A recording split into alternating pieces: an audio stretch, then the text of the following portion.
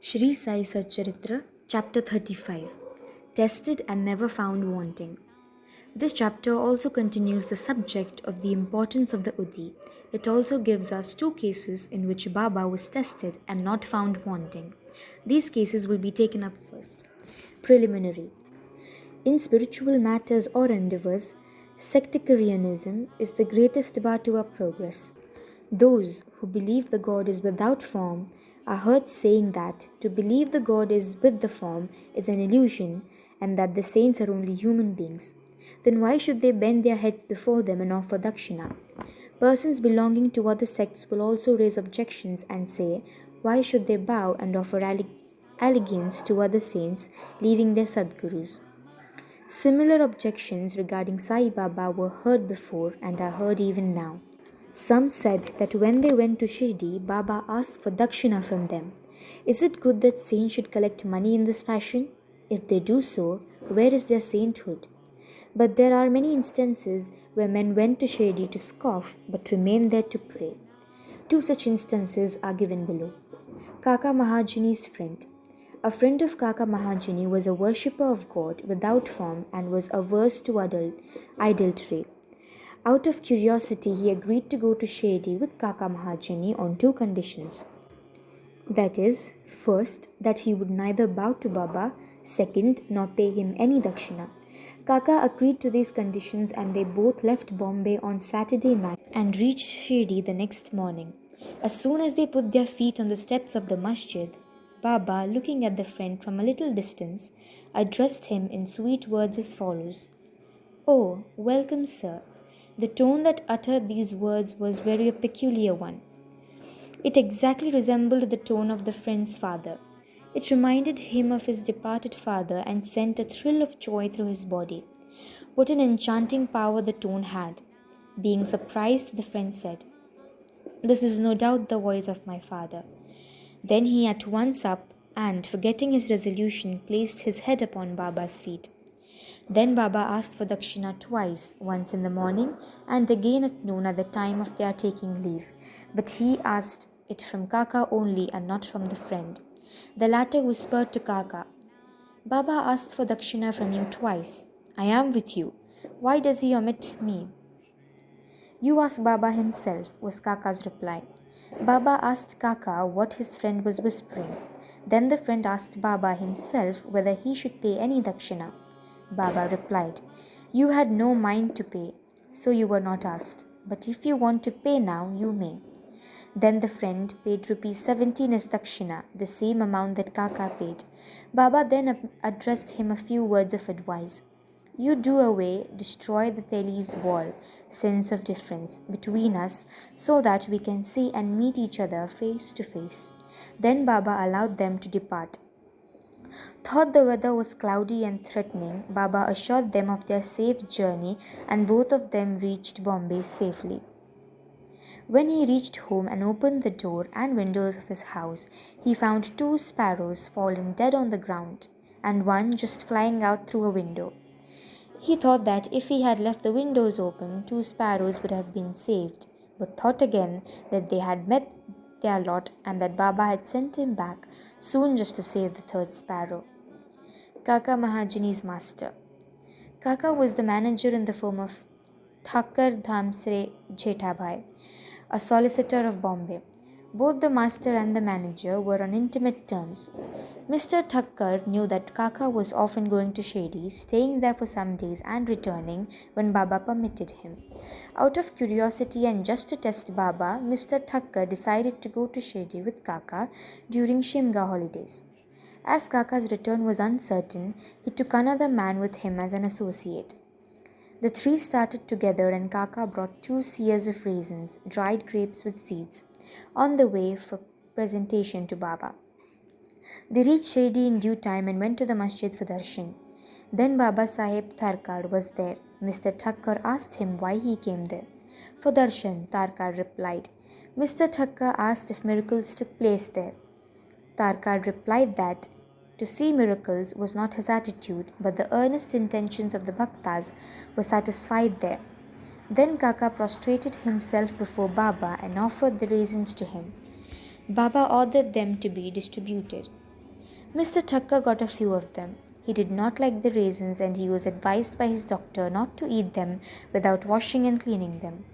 So he was in a fix. He did not like to eat them, nor could he reject them. To keep up formalities, he put them into his mouth but did not know what to do with the seeds. He could not spit them out on the floor of the masjid, so he pocketed them against his wish. He then said in his mind that if Baba was a saint, how could he be ignorant of his dislike for the raisins, and could he force them on him? When this thought arose in his mind, Baba gave him a few more raisins. He could not eat them but held them in his hand. Then Baba asked him to eat them up. He obeyed and found to his surprise that they were all seedless. He wanted to see miracles, and here was one. He knew that Baba read his thought. As per his wish, converted raisins with seeds into seedless grapes.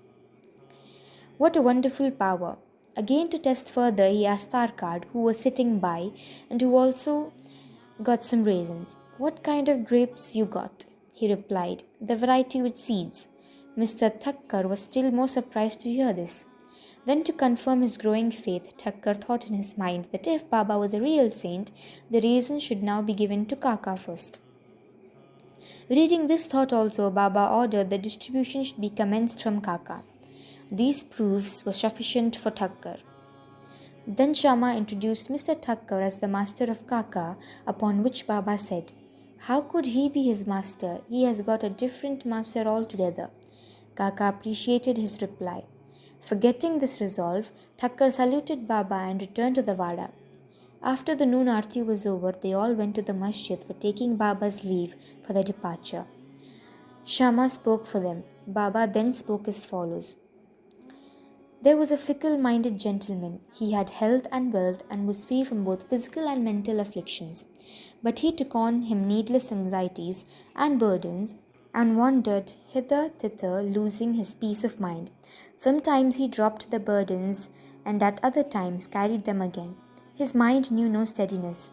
Seeing his state, I took pity on him and said, now please keep your faith on any one place you like. Why roam like this? Stick quietly to one place.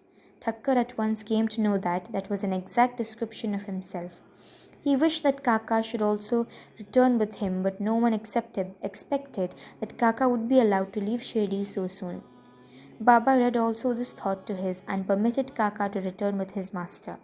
Thakkar got one more proof of Baba's capacity to read another's mind. Then Baba asked Kaka for ₹15 as dakshina and received it. To Kaka he said, if I take 1 rupee as dakshina from anybody, I have to return it tenfold to him. I never take anything gratis. I never ask anyone indiscriminately. I only ask and take from him whom the fakir, my guru, finds out. If anyone is indebted formally to the fakir, money is received from him. The donor gives, that is, sows the seeds only to reap a rich harvest in future. Wealth should be the means to work out dharma. It is used for personal enjoyment. It is wasted. Unless you have given it before, you do not get it now. So the best way to receive is to give. The giving of dakshina advances vairagya, non-attachment, and thereby bhakti and jnana. Give one and receive tenfold. On hearing these words, Mr. Thakkar himself gave 15 rupees in Baba's hand, forgetting his resolve not to do so. He thought he did well in coming to Shirdi, as all his doubts were solved and he learnt so much. Baba's skill in handling such cases was unique. Though he did all those things, he was totally non-attached to them. Whether anybody saluted him or not, or whether anybody gave him dakshina or not, it was the same to him. None he disrespected. He felt no pleasure because he was worshipped and no pain because he was disregarded. He transcended the pairs of opposites, that is, pleasure and pain, etc. Insomnia case. A Kayastha Prabhu, gentleman of Bandra, suffered from insomnia for long. As soon as he laid himself down for sleep, his departed father appeared to him in his dream and abused and scolded him severely. This broke his deep sleep and made him restless the whole night. Every night this went on and the man did not know what to do. One day he consulted a devotee of Baba in this respect. He recommended the Udi as the only infallible remedy he knew. He gave him some uddi and asked him to apply a little to it to his forehead before going to bed and keep the uddi packet under the pillow. He tried this remedy and found to his great surprise and joy that he got sound sleep and that there was no disturbance of any kind. He continued the remedy and always remembered Sai. Then he got a picture of Sai Baba which he hung on the wall near his pillow and started worshipping it daily and on. Thursdays offering garland, naivedya, etc. Then he got on well and forgot altogether his past trouble. Balaji Patil, Newaskar. This man was a great devotee of Baba. He rendered most excellent and disinterested service.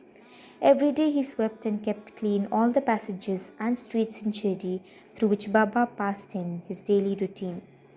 This work was, after him, equally well done by another female devotee named Radha Krishna Mai, and after her by Abdullah.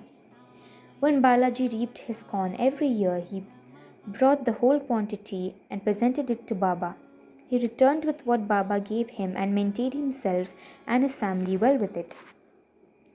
This course was followed by him for many years and after him by his son. Power and efficacy of Uddi. Once it happened that at Balaji's death anniversary day, a certain number of guests were invited and the dinner was prepared for them. But at the dinner time, it was found that thrice the number of people invited had turned up. Miss Newaskar was in a fix. She thought that the food would not suffice for the people assembled and that if it fell short, the honor of the family would be at stake. Her mother-in-law comforted her by saying, "Don't be afraid, as it is not ours but Sai's food.